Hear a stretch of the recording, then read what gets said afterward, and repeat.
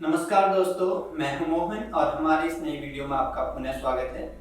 दोस्तों, आज की यह वीडियो थायराइड से संबंधित है। अगर आपको थायराइड की प्रॉब्लम है तो आप इस वीडियो को अंत तक जरूर देखें। अगर आप हाइपर या हाइपोथायराइड किसी भी बीमारी से ग्रसित हैं तो आपको जरूर ही यह वीडियो देखनी चाहिए। इस वीडियो में मैं आपको बताने जा रहा हूँ कुछ ऐसे आसन और प्राणायाम जिनके द्वारा आप अपने थायराइड की प्रॉब्लम को बहुत हद तक कंट्रोल करके उसको बिल्कुल जड़ से खत्म भी कर सकते हैं। एलोपैथी में इसका कोई इतना कारगर इलाज नहीं है। लोग वर्षों तक दवाइयां लेते रहते हैं और दवाइयां ही उनको कंट्रोल करती हैं, लेकिन वो इसकी जड़ को खत्म नहीं कर पाती हैं। इस वीडियो में हम जानेंगे कि कौन कौन से आसन हैं, कौन कौन से प्राणायाम हैं जिनके द्वारा हम थायराइड को खत्म कर सकते हैं। तो सबसे पहले आपको पता होना चाहिए कि थायराइड हमारे थायराइड ग्लैंड के हार्मोनल डिसबैलेंस की वजह से थायराइड ग्लैंड में या तो हमारे ज़्यादा हार्मोन्स रिलीज होते हैं या फिर कम रिलीज होते हैं, जिसकी वजह से हमें थायराइड की प्रॉब्लम होती है। तो अगर आपको हाइपर या हाइपो कुछ भी है तो आप डेफिनेटली इन सारे प्राणायाम को और ये योग के जो आसन हैं इनका अभ्यास करते हैं तो आप बहुत हद तक उसको कंट्रोल कर लेंगे और लंबे समय के अभ्यास के बाद उसको आप बिल्कुल खत्म कर सकते हैं। तो जो सबसे पहला प्राणायाम है वह कपालभाति प्राणायाम है। कपालभाति प्राणायाम आपके शरीर के ब्लड प्रेशर को बढ़ाता है, आपके शरीर में जो ऑक्सीजन लेवल है उसको बढ़ाता है। तो कपालभाति प्राणायाम को करने के लिए आप सबसे पहले एक सुखासन की मुद्रा पे बैठ जाएं, अपनी स्पाइन को सीधा कर लें। उसके बाद आप अपने दोनों हाथों को चिन्ह मुद्रा, ज्ञान मुद्रा, या आप अपने दोनों हाथों को यहाँ पे भी रेस्ट कर सकते हैं, अपनी थाई पे भी रेस्ट कर सकते हैं। इसके बाद आपको ध्यान रखना है कि आपका जो नेवल है वो सेंटर पे है, आपकी स्पाइन सीधी है। उसके बाद आपको अपने एक्सलेशन पे फोकस करना है और आपको सांस बाहर फोर्स के साथ सांस को बाहर छोड़ना है। एक्सेल,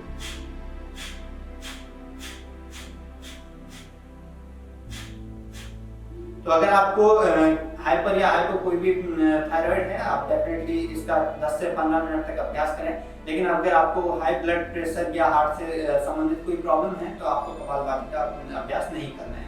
अगर आप एक स्वस्थ व्यक्ति, आपको हार्ट या ब्लड प्रेशर से हाई ब्लड प्रेशर की प्रॉब्लम नहीं है तो आप इसको 10 से 15 मिनट तक कम से कम अभ्यास करें। इसके बाद जो दूसरा हमारा अभ्यास है वो भस्त्रिका है। अब कपालभाति की तरह ही भस्त्रिका में भी हम अपने सांस को फोर्सफुल एक्सलेशन के साथ बाहर छोड़ते हैं, लेकिन इसमें हम आपका जो इनहेलेशन है वो भी आपका फोर्सफुल रहता है। तो आप फोर्स के साथ सांस को बाहर छोड़ रहे हैं और फोर्स के साथ ही सांस को अंदर ले रहे हैं। चलिए देखते हैं इसका अभ्यास कैसे होता है।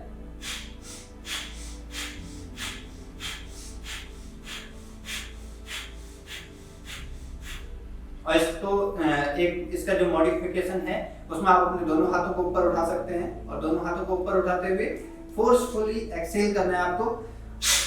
फिर यहां से आपको फोर्सफुली इनहेल करना है, इनहेल फोर्स के साथ।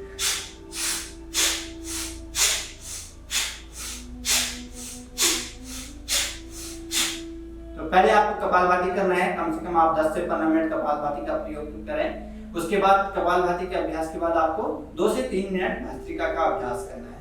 तो अगर आपको हार्ट से रिलेटेड कोई प्रॉब्लम है या blood pressure, high blood pressure है तो आपको नहीं करना है। और इसके बाद जो हमारा अगला प्राणायाम है वो अनुलोम विलोम है। अनुलोम विलोम प्राणायाम, नाड़ी शोधन प्राणायाम इसको कहा जाता है। इसमें आपको सांस अपने लेफ्ट नोस्ट्रल से लेते हुए राइट नोस्ट्रल से छोड़नी होती है और राइट नोस्ट्रल से दोबारा सांस लेते हुए लेफ्ट नोस्ट्रल से छोड़नी है। तो चलिए देखते हैं इसको आप कैसे कर सकते हैं। तो सबसे पहले आपको एक प्राणायाम की मुद्रा लेनी है, या तो आप अपनी मिडिल फिंगर और इंडेक्स फिंगर को मोड़ लीजिए या अपने दोनों अंगुलियों को, मिडिल फिंगर और इंडेक्स फिंगर को अपने माथे पर रखें।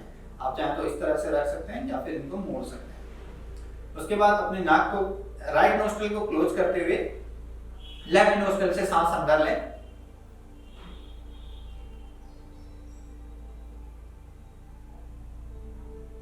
उसके बाद अपने लेफ्ट नोस्ट्रल को क्लोज करते हुए राइट नोस्ट्रल से आपको सांस बाहर छोड़नी है।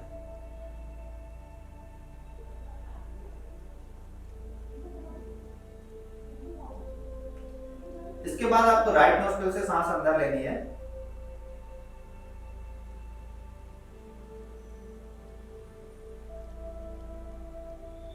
उसके बाद अपने राइट नोस्ट्रल को क्लोज करते हुए लेफ्ट नोस्ट्रल से सांस बाहर छोड़नी है।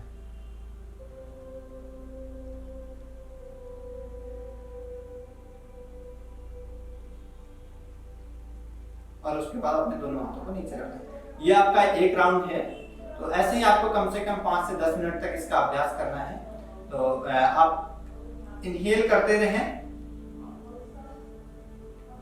और एक्सहेल करते रहें। राइट नोस्ट्रल से इनहेल करते हुए लेफ्ट नोस्ट्रल से छोड़ें सांस, और लेफ्ट नोस्ट्रल से आपको इनहेल करते हुए राइट नोस्ट्रल से सांस को बाहर छोड़ना है। इसमें आपकी जो सांस की गति है वो बहुत ही स्लो है, बहुत ही धीरे है, बहुत ही स्मूथ है। आप फोर्स के साथ इनहेल नहीं कर रहे हैं, आप बहुत ही स्लो इनहेल कर रहे हैं, जितना लंबा आप इनहेल कर सकते हैं। ऐसे ही आप उसी फ्लो में सांस को बाहर छोड़ रहे हैं, बहुत ही स्लो और बहुत ही स्मूथ। उसके बाद आप दोबारा से सांस अंदर ले रहे हैं, उसके बाद आप सांस बाहर छोड़ रहे हैं। एक राउंड आपका होता है लेफ्ट नोस्ट्रल से राइट नोस्ट्रल और राइट नोस्ट्रल से लेफ्ट नोस्ट्रल। ऐसे ही आप कम से कम 5 से 10 मिनट अनुलोम विलोम प्राणायाम का अभ्यास करें। और इसके अलावा जो हमारा थायराइड के लिए बहुत ही कारगर प्राणायाम है वो है उज्जयी प्राणायाम। उज्जयी प्राणायाम में आप एक सुखासन की स्थिति में बैठ जाएं, उसके बाद अपनी स्पाइन को सीधा करते हुए आपको लंबी गहरी सांस लेनी है, और सांस अंदर लेते हुए आपको अपने गले को कॉन्ट्रैक्ट करना है। अपने गले की मसल्स को कॉन्ट्रैक्ट करते हुए सांस को अंदर लेना है। जैसे आप अंदर की तरफ सांस लेते हैं तो आप उज्जयी में एक ओशियन, जैसे आप सांस अंदर को लेते हैं तो आप अपने गले की मसल्स को कॉन्ट्रैक्ट करते हुए अपने गले से साउंड क्रिएट करते हैं, और ऐसे ही आप सांस बाहर छोड़ते समय भी आपके गले से एक साउंड क्रिएट होती है। आपको अपने गले की मसल्स को कॉन्ट्रैक्ट करना है। अगर आपको थायराइड की प्रॉब्लम है तो उज्जयी प्राणायाम आपके लिए बहुत ही कारगर प्राणायाम है। तो चलिए देखते हैं इसका अभ्यास कैसे होता है। सांस अंदर लें,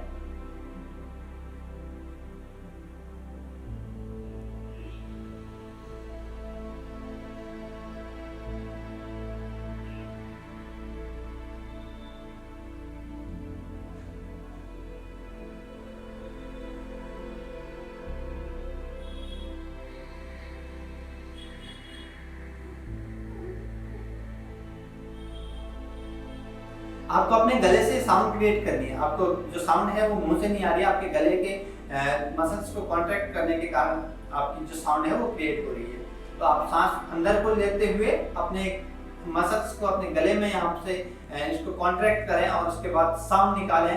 आपकी जो साउंड है ओशियन साउंड आ रही है आपके गले से, और उसके बाद आप सांस को बाहर छोड़ते हुए भी अपने मसल्स को कॉन्ट्रैक्ट करते हुए, अपने गले को कॉन्ट्रैक्ट करते हुए सांस को बाहर छोड़ रहे हैं, और आपके गले से साउंड निकल रही है। ये आपके थायराइड को बहुत हद तक कंट्रोल करता है। कम से कम आप इसको 10 से 15 ब्रेथ, मतलब 10 से 15 इनहेलेशन एंड एक्सहेलेशन करें और अपने गले से साउंड निकालें।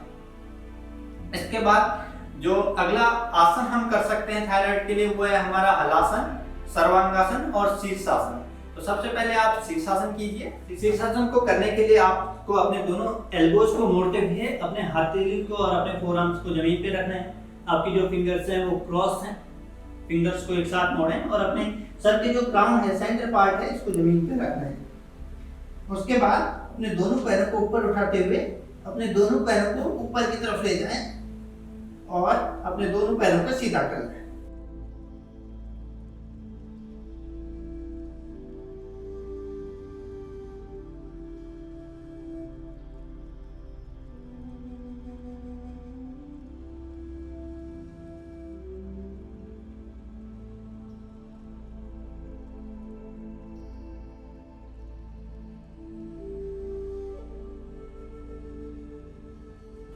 इसके बाद नीचे आ जाएं और रिलैक्स कर लें।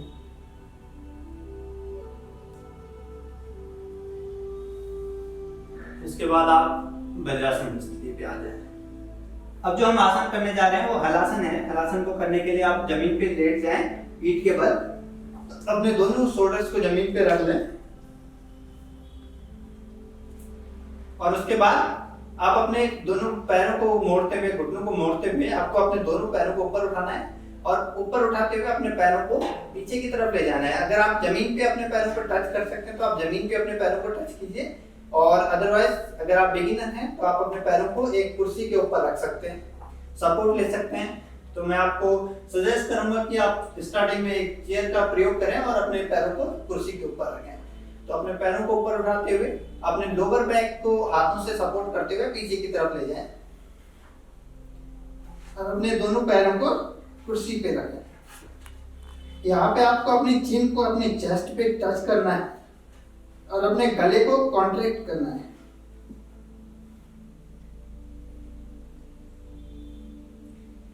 सभी प्रकार के आसन जो आपके थायराइड ग्लैंड पे असर करते हैं वो आपके थायराइड की प्रॉब्लम को सॉल्व करने के लिए, आपको थायराइड से निजात दिलाने के लिए बहुत ही कारगर है। कुछ देर इस आसन में ठहरे रहें। उसके बाद जो हमारा अगला आसन है वो सर्वांगासन है। सर्वांगासन में आप अपने एक पैर को ऊपर ले जाएं, दोनों पैरों को ऊपर ले जाएं और उसके बाद अपने पैरों को सीधा करें और अपने अपर बैक को सपोर्ट करें और अपनी चीन को अपनी चेस्ट पे लगा के रखें और अपने गले को कॉन्ट्रैक्ट करें।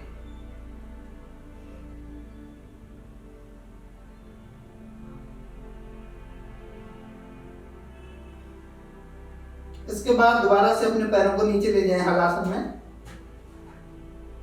उसके बाद अपने घुटनों को मोड़ते हुए अपने दोनों पैरों को जमीन पे रख लें और रिलैक्स हो जाएं। अपने दोनों पैरों को सीधा कर लें और इसी क्रम में आज की इस वीडियो में जो हमारा अंतिम आसन है वो है मत्स्यासन। मत्स्यासन को करने के लिए आपको अपने दोनों हाथों को अपने बटैक्स के नीचे रखना है, अपने एल्बोज को मोड़ते हुए अपनी चेस्ट को ऊपर उठाना है और अपने सर को नीचे ले जाना है।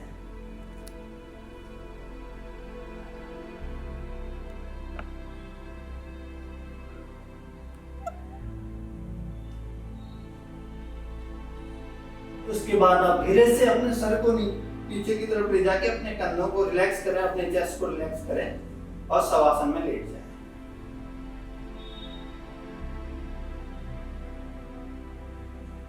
कुछ देर शवासन में लेटने के बाद अपने दोनों पैरों को मोड़ के लेफ्ट या राइट तरफ की तरफ जाके आपको एक सुखासन की स्थिति पे बैठ जाए।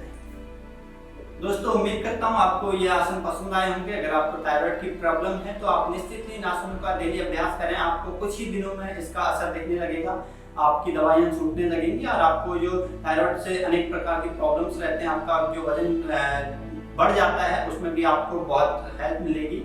और अगर आपको ये वीडियो पसंद आई है तो आप हमारे चैनल को लाइक करें, हमारे वीडियो पे आप कमेंट कर सकते हैं। अगर आपको कोई क्वेश्चन है तो आप निश्चित ही पूछें और इसके अलावा हमारे चैनल को सब्सक्राइब करें और दूसरे लोगों तक भी पहुंचाने के लिए हमारे चैनल को शेयर करना न भूलें। Thank you.